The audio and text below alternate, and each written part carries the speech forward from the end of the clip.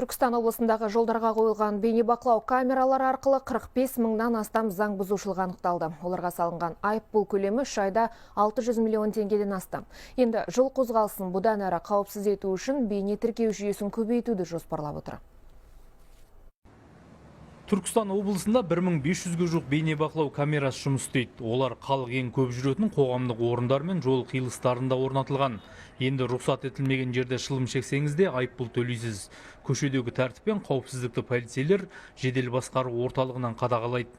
Мектептердегі камералар да осында қосылған. Ағымдағы жылы 3 айында бейнебақылау камера арқылы 22 мыңнан астам әкімшілік құқық бұзушылықтар анықталған. Сонымен қатар келіп түскен арыз-шағымдарды дер кезінде бақылау камера арқылы жұмыс атқару арқасында 48 қылмыстың ізі суытылмай ашылған. Осыған байланысты 80% бізде ұрлық фактісін бейнебақылау камера арқылы ашып отырмыз. Түркістан облысы бойынша 952 мектеп бар, 501 дана бейнебақылау камера орнатылып, қазіргі таңда бізде ювеналдық полиция тобының қызметкерлері бақылап отыр.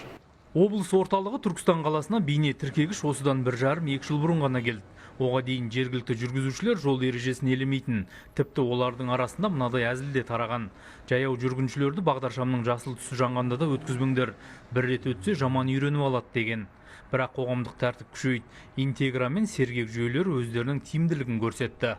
Қазақстанда бізде 97 осындай зияткерлік жүйелер жұмыс атқарып жатыр. Бірінші наурыздан бастап сергек жүйелерін жұмыс атқарып жатыр. Соның ішінде сергектің 30 жүйесі тек қана жылдамдықты асыруды анықтайды. Одан басқа 26-сы көше қиылысына қойылған. Бағдаршамның қызыл шамына өтіп кетуге линия басылған бойынша анықтайды.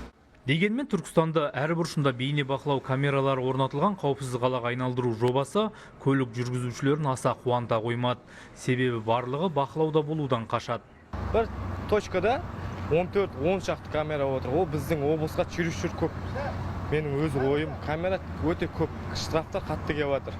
Случайно жағында тоқтап қалсаң штраф салады, кеп тұра береді де штрафың. Например, біреуін түсіріп кету керек. Сол кезде резко штраф келе береді де, енді жаңа сергек түсіріп ала береді.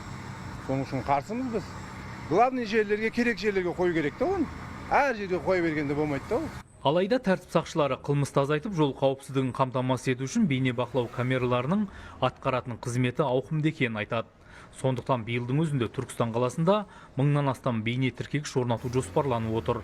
Оның 33-і сергек бейне бақылау камералары болмақ.